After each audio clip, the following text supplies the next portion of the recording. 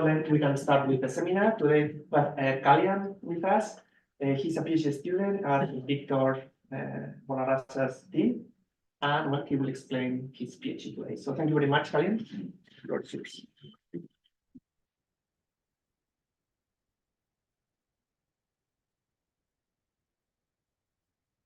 Thank you very much for the introduction.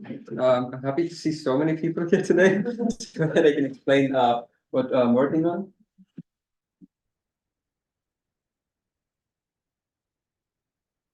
Yeah, we have to make it here. Okay. So what I'm generally working on is enhanced geothermal systems. So I will start by explaining what interested me in this field in the beginning. So I was working in this field for the past few years, and I learned some very interesting stuff when I first discovered this field. And today I'm going to share some of them with you. So for that, I will start with a very short story, which dates long ago. So long time ago, when our Earth was born. So the age of the Earth is 4.5 billion years old. So Earth is very old. And when it was formed, it definitely didn't look like this. And it was a molten magma ocean. So it was formed when planet-sized bodies, asteroids size of the Earth, they collided with each other, which resulted in the formation of the planet. And the temperatures were thousands of degrees Celsius when the planet was first formed. So this is the origin of geothermal energy. So this is how it was started, and this is how the Earth was created. And with time, as we know, like when we boil milk and we leave it out, we see that a thin layer is formed. So similar to that, when the Earth was formed, it was all molten and it was very active dynamically. But then with time, there was no atmosphere back then, so the cooling was very rapid, and that led to the formation of a very thin crust. So, and then the density, due to the density differences, like densities of elements in the asteroids which collided to form the Earth were different. So due to the density difference, the denser elements like iron and nickel, they sank and reached the core of the Earth. So that's what it's made of. And the lighter elements, they were buoyant and they came and settled on the surface. And that's what happened, with gravity and also the difference in heat, because the surface was very cold and under the surface it was very hot. So this led to this beginning of convection currents in the mantle. So the mantle is fluid, so it has convection currents, and it's active mantle material which is moving, which is creating these currents. And these currents, they broke the surface of the crust. So the crust is not one single unit totally. So these currents broke the crust, and then we have the current structure of the Earth as we know it today. So the crust we classify into continental crust and oceanic crust. Continental crust is the landmass which we stand on, and oceanic crust is where the oceans are on top of. So the oceanic crust is 5 to 10 kilometers deep, so beneath the ocean, before it reaches the upper part of the mantle. And continental crust is around 60 to 70 kilometers deep. And the temperatures we see here is at the end of the crust, we reach 900 degrees. And as we keep going down, the center of the Earth is as hot as the sun's surface. So that's insane amount of heat trapped underneath. And the crust which we're standing on acts as a blanket, which protects us from the heat. So it's sort of an insulator. So, and as I showed in the previous slide, these convection currents broke the crust, and the crust, because of this, it starts to move, And the possibilities are when two parts of the crust break, they form a diverging plate boundary. So where the mantle material keeps pushing the crust, and this part of the crust gets thinner, and it gets pushed apart, and new land forms at these places. So basically, these are in the ocean floor. So when two plates go apart, so new material gets filled up, and this is how the new crust is formed. So these are called constructive plate boundaries or diverging plate boundaries. And the other scenario is where two plate boundaries collide with each other, and the denser one goes beneath, and then it gets destroyed in the mantle material because of high temperatures. So it just melts, and because the composition of this crust is lesser than that of mantle, So the melt is still less denser, so it comes back up, and this is the reason we have volcanoes. So volcanoes, this is the reason behind volcanoes. So, and these are called converging plate boundaries or destructive plate boundaries because the crust gets destroyed. And there is also another type where two plates, they slide or brush with each other, so there's no destruction or construction, they just brush with each other. And so here we see the world map with the plate tectonics. So the convergent boundary, so we see by triangles on the line, and the divergent boundary we see by parallel lines. So divergent boundary is where new crust is being formed, and convergent boundary is where one goes beneath the other. So, and we can see that most of the world's volcanoes are shown by this figure. So we can see most of the world's volcanoes are along the plate boundaries, like almost all of them, so without exceptions. So along the plate boundaries, and also a very interesting fact that I learned like a few years ago is that Iceland has extremely high amounts of volcanoes, and there are extremely high temperatures at very low depths, because Iceland did not exist before 20 million years ago. So our Earth is so old, but Iceland is the youngest landmass on the Earth because it was formed slowly due to the accretion of material from the mantle. And that is the reason it is very rich in geothermal. So it has hot springs and volcanoes everywhere. So it's paradise for geothermal enthusiasts. So yeah, I want you to take a deep look at this figure and see the places where the volcanoes are coinciding with the plate boundaries. And here is the global map of geothermal power plants right now. So at the end of 2023, this is the global map, and we can see that it correlates really well. And all of the present geothermal power plants are along the plate boundaries near the volcanic regions. Yeah. So, and the current geothermal capacity is around 16 gigawatts, just above 16 gigawatts at the end of 2023. And most of these installed power plants are installed near the plate boundaries with very high geothermal gradients. So geothermal gradient is the difference or increase in temperature as we go down per kilometer. So the average in the world is around 25 to 30. So 1 kilometer deep, if we go from the surface, we reach 30 degrees more. So that's the average in the world. But in the plate boundaries, the gradients go as high as like 100, 150, because the crust gets thinner, and also the mantle material in some cases is much shallower. So the currently established power plants all around the world, most of them, almost all of them, are based in hydrothermal systems. So hydrothermal systems, by definition of their name, are where the reservoir rocks have high amounts of water in them. So in rocks, the physical property we define the rocks with are porosity and permeability. So porosity is the volume of pore spaces or the water holding capacity of the rock divided by the total rock. So if the porosity is high, the rock can hold a lot more fluids. And we need the rock to be more permeable as well. So having porosity is not just enough. These pores should be connected so that the water can flow in the rocks. And in these hydrothermal systems, the rocks which we target are highly porous and highly permeable. So due to this, the source of water in these rocks is the meteoric water, so from rain. So when it rains, the water just falls on the surface and it goes and reaches depths of less than 3 kilometers in hydrothermal case.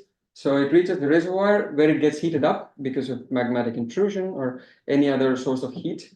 So, and due to the high permeability of these reservoirs, the flow is convection dominated, and the heat is also the water heats up and it flows in convection currents. And more often, we can also see some steam in the reservoir. So in these cases, what we do is we just drill a geothermal well and we extract the fluids, temperatures of more than 200 degrees, and sometimes they even reach 300 degrees. So for producing electricity, we need the temperature to be greater than 150. Okay, so here we just extract the water or steam. So when it comes to the surface, we run it through the turbine and produce electricity. And once we extract enough heat from the water beyond which it cannot be extracted, so we pump the water back inside the reservoir to maintain the mass balance. And yeah, so these are all about hydrothermal systems, which are only near the plate boundaries or anomalies. And yeah, so geothermal is not only used for producing electricity, we can also use them for heating homes or heating and cooling homes for using geothermal heat pumps, or we can use it for district heating applications and also other direct use stuff like agriculture, fisheries, and all that stuff. So, and a very important fact about geothermal is that it's snowing and still the monkeys are enjoying a warm bath in the water, because irrespective of the climate or weather on the surface, the heat from beneath the earth is always constant. And solar, so the competitors of geothermal in the renewable space are solar and wind. The solar we only get in the morning, we don't get it in the night. And wind energy as well, the wind needs to be fast enough to, blow the turbines, otherwise we don't get electricity. And both these competitors, they are intermittent, as we call them, and they cannot be directly connected to the electricity grid because they are because of their intermittency. So they need to be stored in batteries, and then they need to be rerouted to the appliances. But for geothermal, the electricity, we can directly plug it to the grid because it's constant power throughout the day, 24/7. Okay.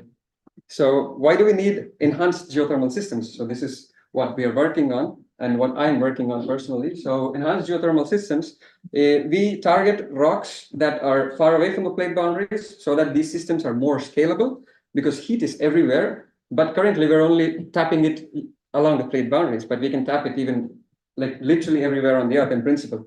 So what we do in these systems is that we go into crystalline rocks, deep crystalline rocks. So these crystalline rocks are very low permeable, and they have very less porosity. So they have very less water holding capacity. And usually the temperatures are high sometimes because in these rocks, they are far from the plate boundary. So they don't have any mantle material providing them high geothermal gradients.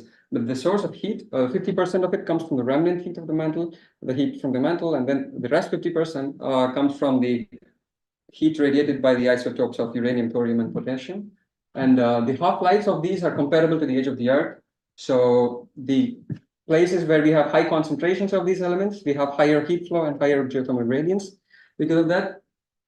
And because of the nature of these rocks, that they are very less permeable and porous, the heat flow is conduction dominated. So these systems are conduction dominated. So in these systems, what we do is we drill 2 wells initially, and we choose to drill these wells in places where there are already natural fractures existing, because we need the water to flow to collect the heat from the rock, and then we need to produce the hot water. So we try to choose places which are already naturally fractured. So something like this, and we drill 2 wells. And we try to stimulate the fractures, because the fractures, they're usually closed, so they're not permeable. So we try to stimulate the fracture by injecting water into them to try to open the fracture so that we have a very good flow rates for production of electricity. So fracture networks, if there are no fracture networks, fractures need to be created by hydraulic fracturing. But if there are already natural fractures, we can just stimulate them by hydraulic stimulation, so for increasing the permeability. So we and I work on hydraulic stimulation. So we work on numerical modeling of this. And okay, so this is the well map of the EGS potential of geothermal energy, and it's the capacity, installed capacity is at the year 2020. This graph I found, and capacity, it says here it's around 320 gigawatts, and 1 gigawatt for an idea powers 750,000 homes. And this is just at a certain depth, but in principle, if we reach deeper depths, the potential of geothermal is limitless. So it can power the whole earth. But it gets difficult to operate as we go deep, because right now in EGS, the depths are in the range of 3 to 7 kilometers right now, people have explored. But there are some companies which are trying to target depths of 15 kilometers as well from the surface, and that can have huge implications for the future of this field. But yeah, and geothermal, another thing is that the geothermal power plants take up 88% less space than solar for the same amount of electricity. So because solar farms, if you want to generate in a megawatt scale, we need huge areas of land. But in geothermal, we don't need so much land because everything is going under the ground. So, and the surface plant is just the turbines and all that stuff. So, and here is just a summary of what we discussed. So the geothermal gradient, and formation permeability and porosity. So if you have high porosity, high permeability, along with high gradients, We have high-grade hydrothermal, which are currently installed all over the world. So, and where you have low permeabilities and low porosities and high gradients because of the heat radiated by the isotopes, we have high-grade EGS. So EGS falls in this category somewhere, and we compensate for these for this less permeability by creating or shearing fractures in the subsurface. Okay, so subsurface operations in general, they're not easy. So I'm just making a case, comparing it with constructing a building. So in a building, we have a detailed plan, and we have the liberty to choose any material we want to, and whatever we design is visible to all of us. And we have so many parameters in our control. But when it comes to subsurface systems, the plan depends on the quality of data. So we cannot directly see whatever is underneath, the kind of rocks or whatever is happening. We cannot see any of that. So the way we study about the subsurface is we conduct geophysical surveys on the surface. So we have instruments, we go out in the field and we conduct surveys. And as a result of these surveys, we get the responses of rocks. And from the response, we can find out the physical properties. And based on that, we say, okay, so this rock exists at certain depths. So this is how we find it out. And the plan of the project depends on the quality of data, so from the survey. So it's not completely in our control. And sometimes we have issues with the resolution and stuff. And once we choose a specific field, we need to work with what we have. We can't say, okay, I don't want this rock. It's just there. So we need to work with it. And subsurface design is invisible. So the fracture networks, which I was showing in the previous slide. So even if you manage to create a successful network, we can't show it off to anyone. It's completely underground. And we have very, very few parameters in our control, because only we can control stuff but what we send in from the surface. We can't control what's happening beneath. So yeah, it is frustrating at times. So yeah, so natural earthquakes. So earthquakes occur in nature all the time. 24/7, there's an earthquake at some part of the world because plates are moving, colliding, spreading apart. So all these create earthquakes, but it's just the magnitude that's different. So natural earthquakes occur when two blocks of rock, they slide along each other. So, and these rocks are not smooth. They have asperities or roughness. So when they interlock with each other and when they slide, this releases the elastic energy which is holding the rock, and this leads to earthquakes. And the scale of natural earthquakes is very big, and the magnitude, the moment magnitude, which we see in the news, like magnitude 7, magnitude 6. So this is proportional to the area of the rock that is undergoing slip, and also the magnitude of slip, how much the rock is slipping. So in geothermal systems, in EGS, we want to enhance the permeability of the fractures, so or the natural fractures. So we do that by injecting into the fractures. We inject water, and before we inject, the fractures are closed. And once we inject, the fractures start to open. So, and they slide and they slip. So we need the fractures to slip. So, and the scale at which the natural earthquakes occur and this, what we do, is very different. So we do it on a very small scale. So we need to expect magnitudes around less than 2. So that's usually the case. But in a few occasions in the past, there have been cases where the earthquakes were reasonably high. So in December of 2006, there was an earthquake in Basel, Switzerland. So in an EGS project, so they were doing the stimulation. So after they stopped the stimulation, 5 to 6 hours after they stopped it, they got an earthquake of 3.4. And this earthquake was felt by people living near the project, and they were super scared, and they terminated that project, and they never touched EGS again.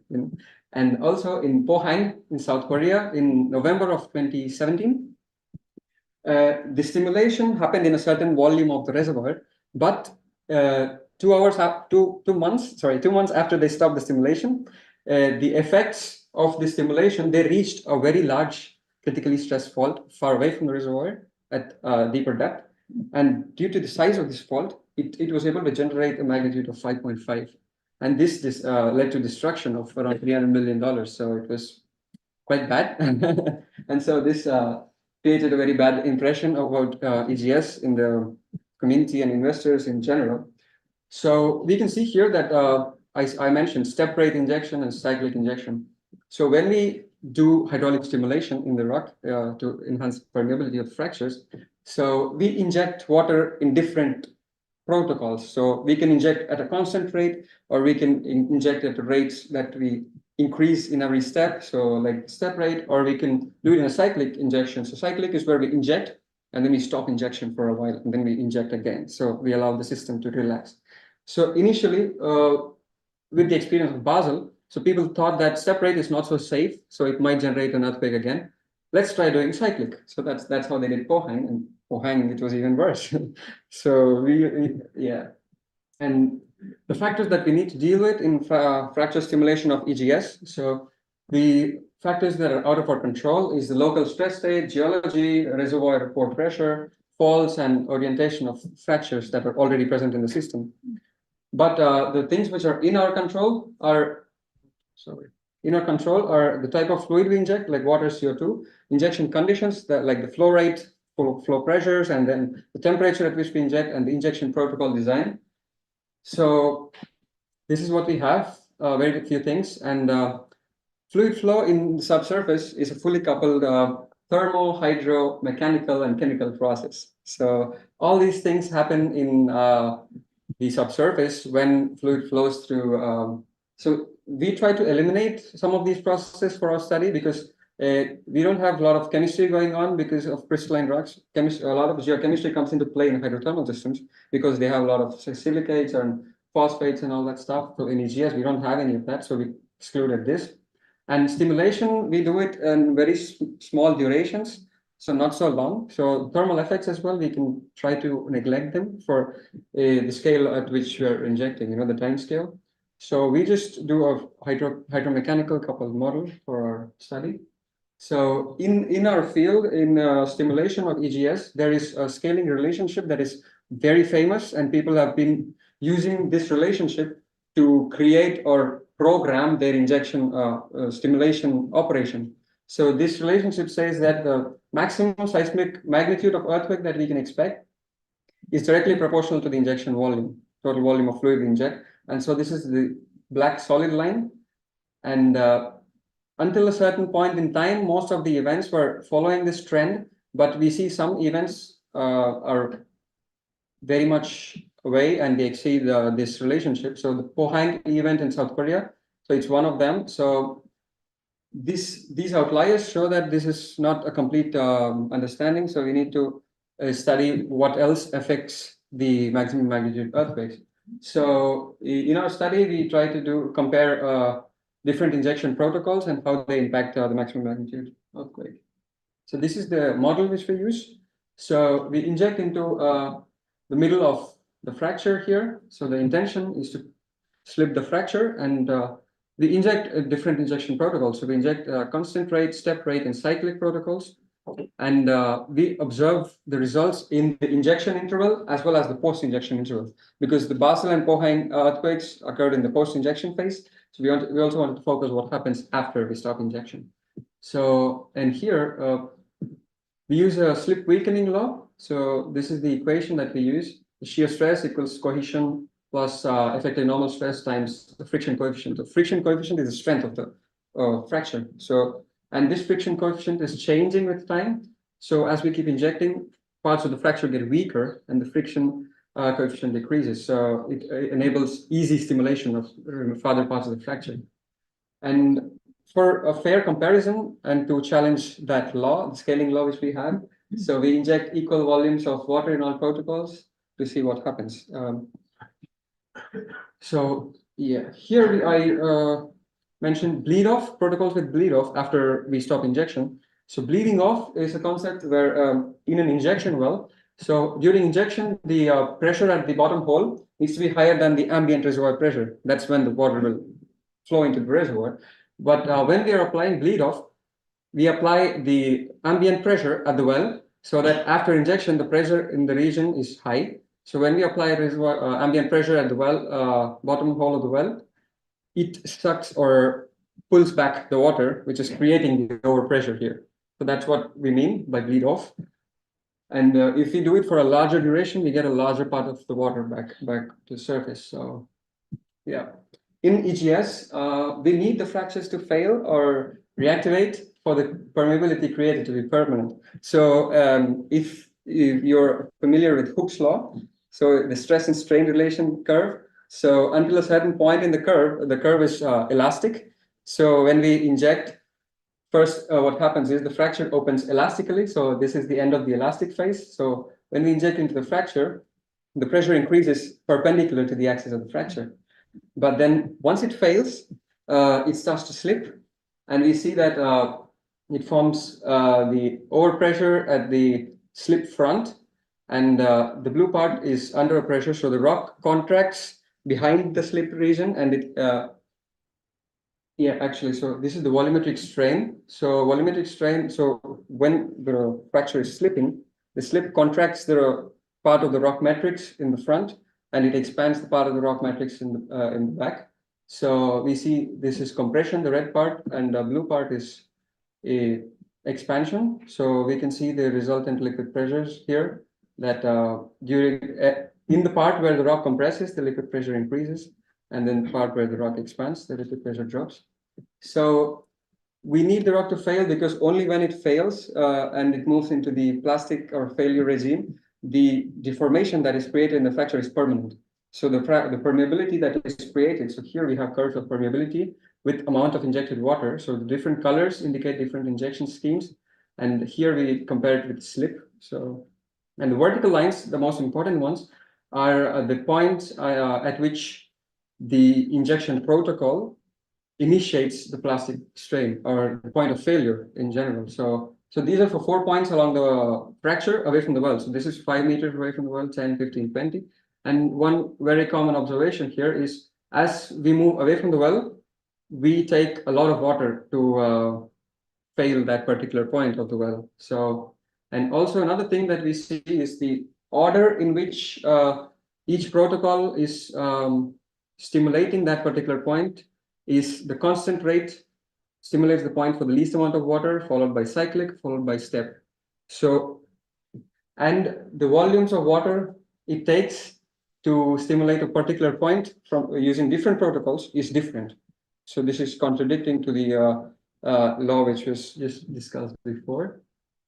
And yeah, so bleeding off does not allow the edges of the fracture to get stimulated. So here in the first curve, we plotted at the end of injection interval. So we inject for a certain amount of time, and this is along the fracture. So at 0, we have the injection interval, and we see that the results are symmetric along the fracture. So constant, step, and cyclic without bleed off at the injection interval, and in the post-injection interval. So that's where stuff happens. So in the post-injection interval, the solid lines are the results where we did not apply bleed off. So we just shut in the well, we just stopped injection and allowed the pressure to dissipate in the fracture. But in the dashed lines, we applied bleed off condition after shut in. And in the cyclic, we apply bleed off even in between every cycle. So when we apply this, when you apply bleed off, we pump the water back up, the excess water.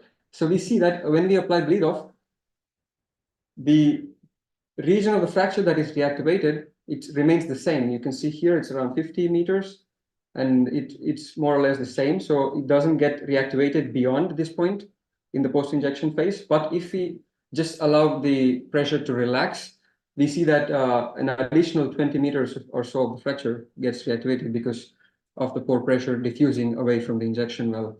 So, and we can also see another thing that in the post-injection interval, which is of 10 hours, so the maximum permeability does not change at all. So the only change is in the extent of the permeability in the fracture, enhancing the fracture. So talking about slip, so how we just saw how bleed off affected the permeability in the fracture, and these curves are for the effect of bleed off on the slip. So these curves are along the fracture, so distance from the well. Here we have the well, and we move 100 meters into the fracture, and then we have the slip, and the color scheme is the time of injection. So the red parts in all the curves which you see is during the injection interval, and the blue parts which you see above, these are for the post-injection interval after we stop injection, and the white parts in cyclic is in between the injection cycles where we don't inject. So we can see that the blue part is maximum for the step rate. So it indicates that step rate protocol induces more slip in the post-injection interval than compared to cyclic or constant. And another interesting thing which we can observe is that the slip is more or less of the same magnitude of all the protocols at the end of the post-injection phase. And in the models which I show below, there is a blue part, but it's completely gone. Like I marked the blue part, but it's gone because there's negligible slip when we apply bleed off in a particular when we inject into a single fracture, like in our case, when we apply a bleed off condition in the post-injection phase, when we pump back water, we don't see any kind of slip throughout the fracture, close and far from the well as well. So it's a very promising result. And it's a very good thing to restrict slip because we restrict earthquakes, we try to control as much as we can. So, and a small limitation of our models is that we run 2D plane strain models, so we can only measure the slip in one direction. So in order to compute the maximum magnitude or the magnitude of the earthquake to be specific, we need the slip area, as I discussed before. And in our 2D model, we cannot compute the slip area. So the best we could do is we could correlate the maximum magnitude earthquake with the slip rate. So rate at which the slip occurs, okay? So, and we correlated it with the maximum slip rate being the maximum magnitude earthquake. So previously we saw that a scaling relationship, it said, okay, it's proportional to the total injected volume of water, but here we find something different. So for 3 different injection protocols, at a point very close to the well, we find that the maximum slip rate is achieved at different injection volumes. So the maximum magnitude earthquake also depends on the injection protocol, not only the volume. And the magnitude of the maximum slip rate is more or less the same in all these cases, but they occur for different injection volumes. So it contradicts on 2 levels. So, and for the bleed off, we see more or less on this case with cyclic injection with bleed off is where we bleed off in the middle of every cycle, at the end of every injection cycle. And we see that this induces less magnitude earthquakes because it has a very less slip rate when you compare it with the others. So key points of my study is that the maximum magnitude of induced earthquakes does not depend on the injection volume, but it strongly depends on the kind of injection protocol that we follow. And the slip induced in the fracture in the post-injection interval is futile in enhancing the maximum permeability, but it enhances the permeability far away from the injection well, so along the edges of the fractures. And bleeding off the well is a very effective way which restricts slip in the post-injection interval and also during the injection whenever we employ it. And this is very useful in areas where we have critically stressed faults that are in the vicinity of the region we stimulate. And this is a very good thing only for the case where we inject in a single fault. So where we have multiple faults and multiple fractures close by, this needs to be studied for that particular case as well, because we cannot generally say for multi-fracture systems. So this is what I wanted to present. So thank you very much for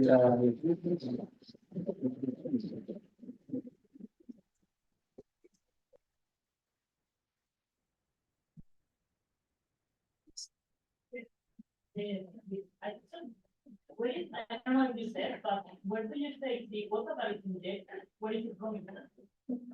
in EGS or in I don't know, in one of the examples? in hydrothermal systems. So that's those kind of systems, they already have a lot of water, and the water comes from the rain. So it comes from the surface, so it seeps down on the ground, and because of the high heat values, it gets heated up, and it comes back up naturally in the form of hot springs and geysers, where we have fractures or faults. So that's how we find hot springs and geysers. But to produce electricity, we drill wells and we bring it out. So it comes from the rain. So it comes from the water on the surface. Yeah. Once you have fracturing one, so how long? What is the lifespan of the location in which you have fractured? Okay, so in EGS, so where we have natural fractures, and if the stimulation is successful, the fractures stay open permanently as long as we keep circulating fluid through them. And in a particular field, let's say, we start producing electricity, and it has temperatures of around 180 to 100 degrees Celsius, and it depends on the flow rate. So if we use optimum flow rates for one particular field, it can last up to 20 to 30 years to generate electricity. So beyond that, the rock cools down and we cannot economically produce electricity. So we need to rest that field for 10 years to regain heat, and then we can start again. So yes. Sorry, maybe it's a very ignorant question. No problem. I'm wondering, essentially what you are doing here, the big picture is that you are increasing the flux of heat from the core of the Earth to the atmosphere, no? So I am wondering if you scale these up to the maximum potential, could these affect the climate of the Earth, or is it? Well, it's unlikely because the quantity of heat we have is insane. And I recently heard a talk from one of the professors who have been working in this field for 40 years. And they said that if we use purely geothermal energy to power the Earth, and it can power the needs for 100 years purely due to geothermal, and it reduces the temperature of the subsurface by 0.1 degrees.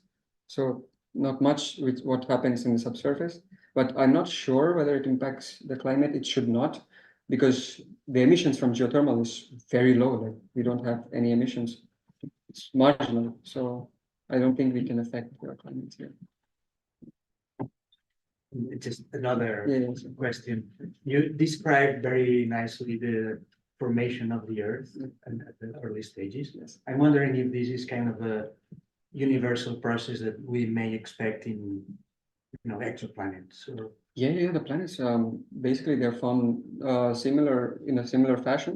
But what happens beyond a certain point, that's where things start to change. Like for Mars, we don't have an active mantle convection or any such thing, so it differs from planet to planet. But the essence of how they were formed, so basically, I think it's just this. I mean, at least it's what we studied in geophysics. So.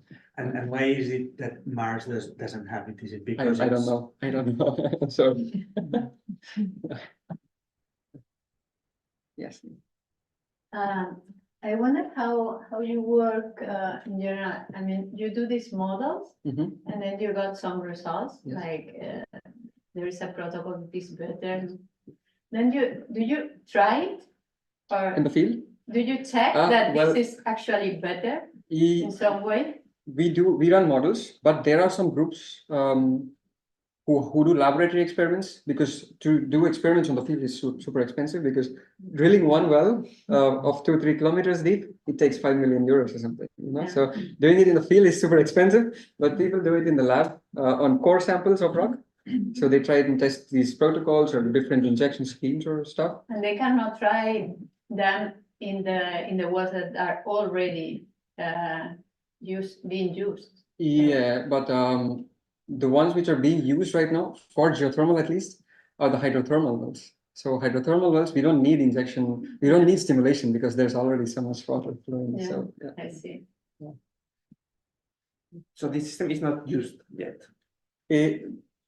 sorry, No, because you said that now that the geothermal plants, they are hydrothermal. hydrothermal, yes. So do they exist nowadays, the ones you explained? Yeah. So the earthquakes that I showed previously in Switzerland, Basel and Pohang, so they were trying to create an EGS. So these earthquakes occurred just after the stimulation. So stimulation. But there are successful ones. I guess. There's one successful one recently in the US. So things are slowly building up around the world. So it's a nascent field. Yeah. Oh yes. I would like to congratulate you on the talk. I think that it was super clear. I don't know anything about the subject, and I have to. So besides this small size negative effect of earthquakes, the other negative potential consequences, because that sounds like a very promising source of clean energy. Yeah. For the future. Yeah. I mean, I wouldn't say there are any other negative aspects of it, but for inducing or in places where we do not have fractures already, so we need to create fractures, and this uses immense volumes of water to create fractures from scratch. So we use up a lot of water, and then earthquakes, yes, but most of them should be able to be contained, and I don't see any consequence which impacts, on a large scale, apart from the earthquakes, But there are so many challenges in developing these systems, because the fractures, if we create too many fractures, it leads to thermal short circuiting. Sometimes when we have flow paths which are closer than what we intend to, so we have faster thermal drawdowns, So, and this was observed in a case in Australia in one of the projects. So they had to abandon wells. So they invest like millions into wells, and when this happens, they have to abandon the wells. So.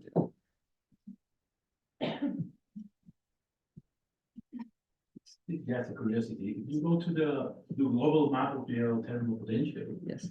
Spain is one of the areas with most of the potential. Why? Yeah, I think there are some volcanoes, no, in the southern part of the peninsula. Yeah, and also in the the Canary Islands, they have volcanoes. Yeah. So this is a country-wise potential. So yeah, it's not the region, right? It's country-wise. Yes. Yes.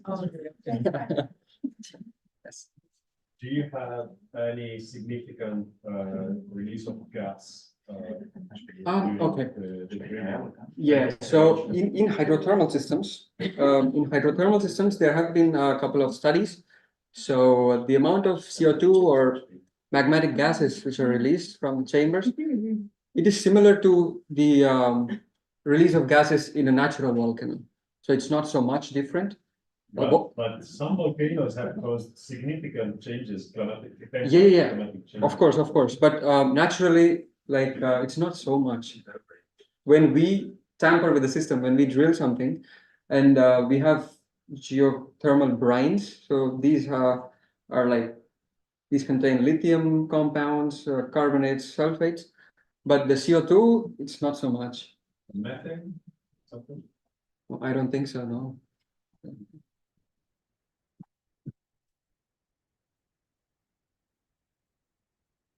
But in EGS, we don't find gases. It's very rare to find gases. Is that due to that? Yeah, the depth, and also because there's literally nothing there, we just have some water and nothing else is happening actively in those systems.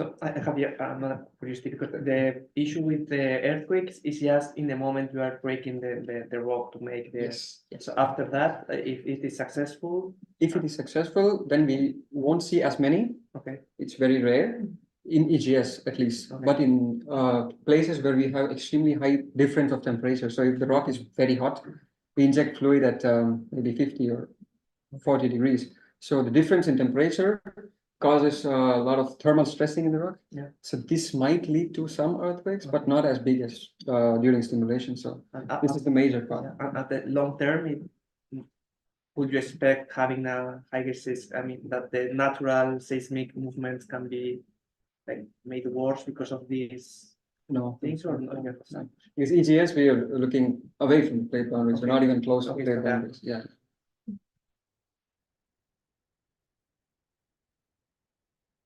Another question? Yeah. Okay, so thank you very much. Thank you very much.